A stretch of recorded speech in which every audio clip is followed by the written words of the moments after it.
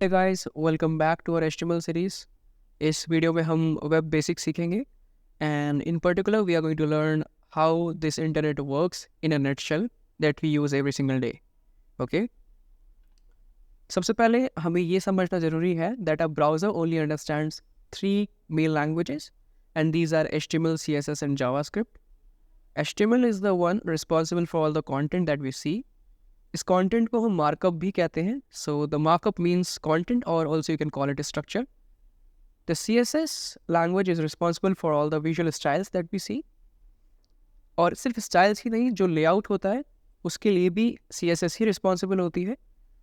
कुछ तरीके थे पहले जिससे हम HTML की हेल्प से भी लेआउट्स क्रिएट कर सकते थे, बट अब वो बहुत पुराने हो चुके हैं और हमें वैसा नहीं करना चाहिए. HTML is there just for the content. और कुछ भी स्टाइलिंग पार्ट के लिए हम CSS यूज़ करते हैं. Styling not just like text colour, background colour, but also the layout part. Okay, to give you an example, इस स्लाइड में आप देख सकते हो हमारे पास यहाँ पे 1, 2 and 3 horizontally stacked you can say sections हैं and these 3 are like the vertically aligned ones. तो अगर आपको ये वेब पेज में क्रिएट करना है तो उसके लिए आपको CSS यूज़ करनी पड़ेगी. ऑलराइट. और जावास्क्रिप्ट रिस्पॉन्सिबल होती है डायनेमिक फंक्शनैलिटी के लिए, विच मीन्स कि अगर आपको कुछ भी अपनी साइट पे किसी टाइप की डायनेमिक फंक्शनैलिटी ऐड करनी है तो उसके लिए आपको जावास्क्रिप्ट यूज़ करना पड़ेगा. And make sure that this is JavaScript and not Java. Alright, these two are two totally different things. मुझे लगता है कि ये चीज़ अच्छे से समझने के लिए हमें एक एग्जाम्पल की ज़रूरत होगी, तो चलते हैं एग्जाम्पल से समझने की तरफ. ओके, एक वेबसाइट है जिसका नेम है codepen.io.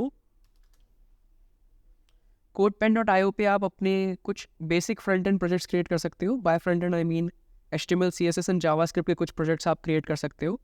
और यहाँ पे एक प्रोजेक्ट को एक पेन बोलते हैं. Okay, that's why CodePen, the name itself. मैंने यहाँ पे ऑलरेडी एक पेन ओपन किया हुआ है फ्रॉम दिस यूज़र.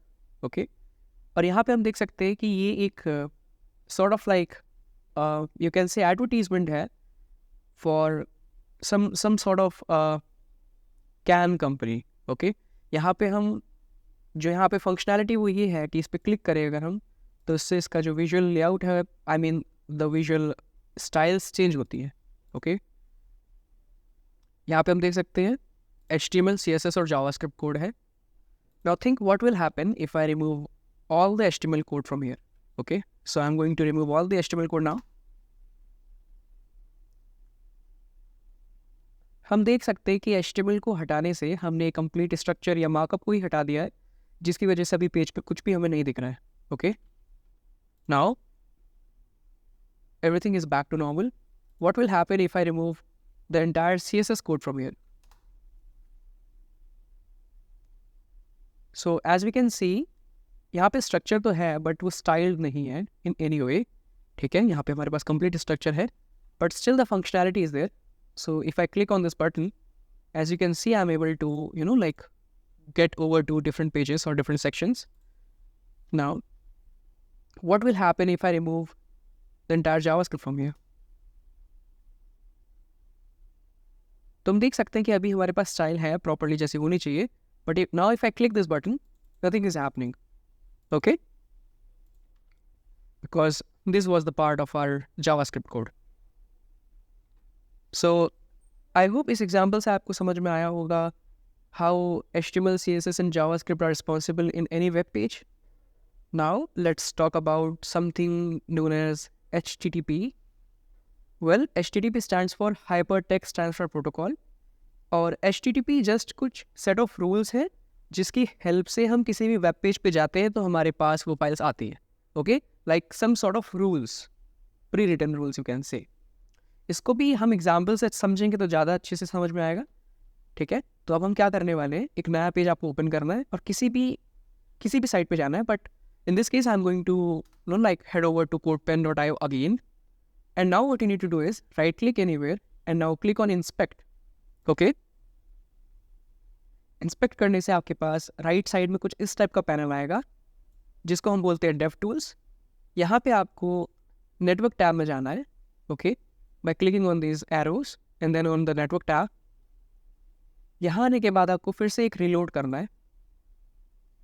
और रीलोड करने पे आप देख रहे हो सारी चीज़ें जो यहाँ पे लोड हो रही हैं, ये वो एसेट्स हैं जिसकी हेल्प से ये वेब पेज बना है.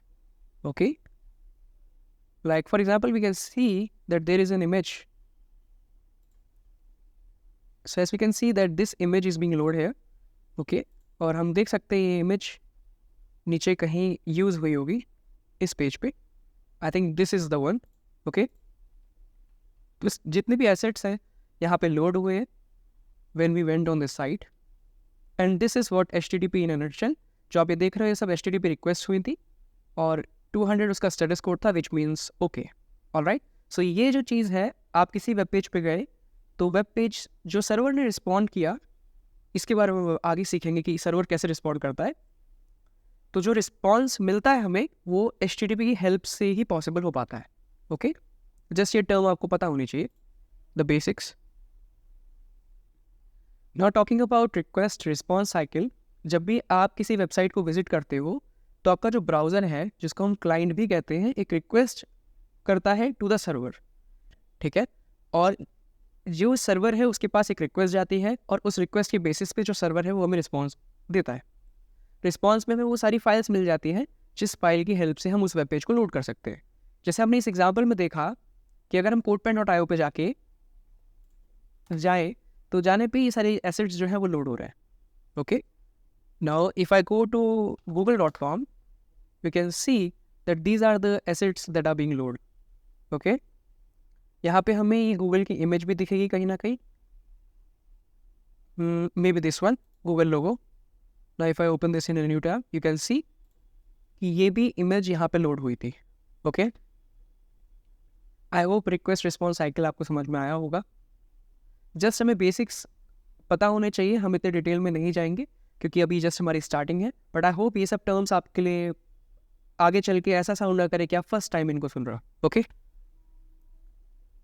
Now just a quick note, आपको आगे सीरीज कंटिन्यू करने के लिए एक कोड एडिटर चाहिए. What a code editor is just like a text editor, but it helps you in writing code. Okay, and the choice of code editor that we are going to use is VS Code और Visual Studio Code. और आप Visual Studio Code को इस link से download कर सकते हो. ये लिंक आपको डिस्क्रिप्शन में मिल जाएगा और you can simply just Google download VS Code. Okay, and make sure not to download Visual Studio. Visual Studio को डाउनलोड नहीं करना है, instead you need to download Visual Studio Code. Okay. So yeah, I hope you enjoyed this video. Please subscribe if you haven't already, and I will see you in the next one. Thanks.